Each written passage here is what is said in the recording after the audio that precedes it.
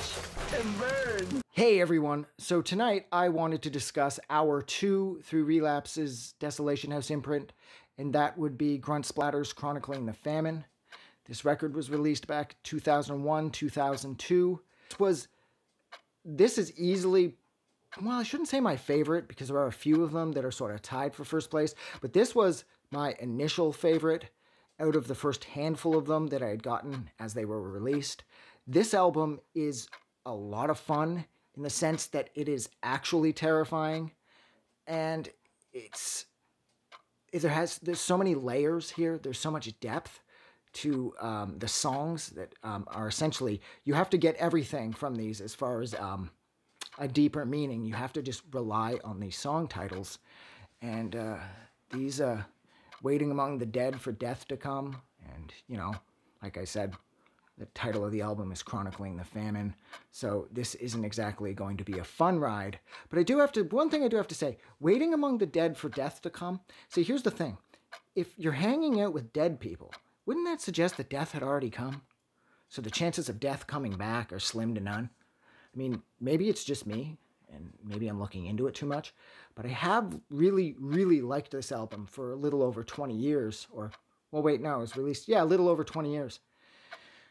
So I probably have overthought it a bunch.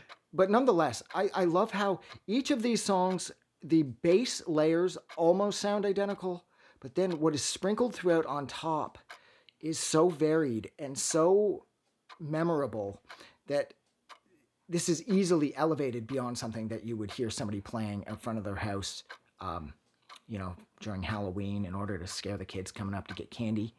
Even though I will argue that in that setting, this would work beautifully, but then again, so would all of these, because taken at face value for most people, all this dark ambient stuff kind of sounds the same.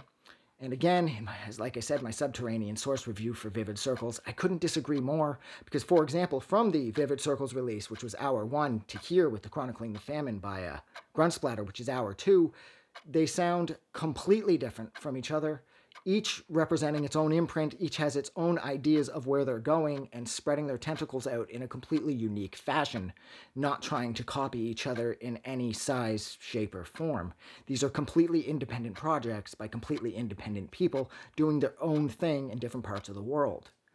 I mean, this record sounds like no other record I've ever heard.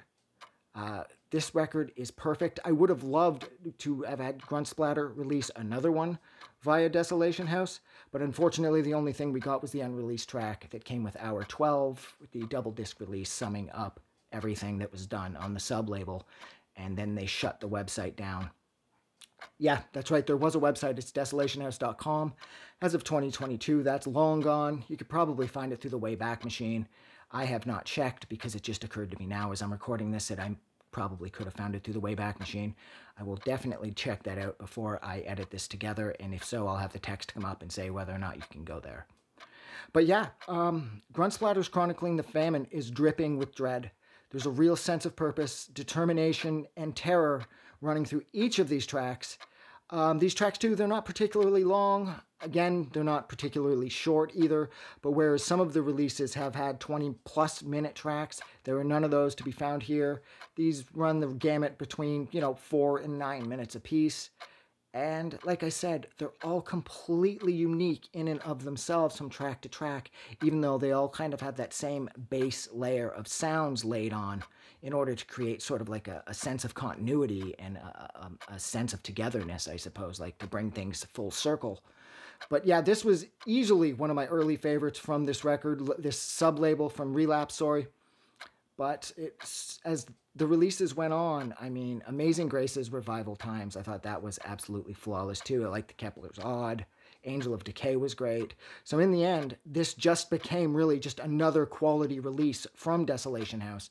But it was definitely one of my early favorites. I hadn't heard anything like this back then. And so if you get the chance, don't forget to try and check it out. I have no idea where you could find this in a physical sense. I've checked on Amazon. There were none available when I checked. Maybe since there's been more added, I have no idea. But yeah, so look, I'm going to go, and thank you so much for sitting with me while I discussed Desolation House's second release, or 2 o'clock, Gruntsplatter's Chronicling the Famine. Thank you so much, and don't forget that if you like this video, do something nice for someone because it's awesome. And don't forget to like and subscribe. You guys kick ass, and I will see you all soon because, like usual, I've done a lot of these. I just wanted to say thank you for making it through the entire video. I really appreciate it.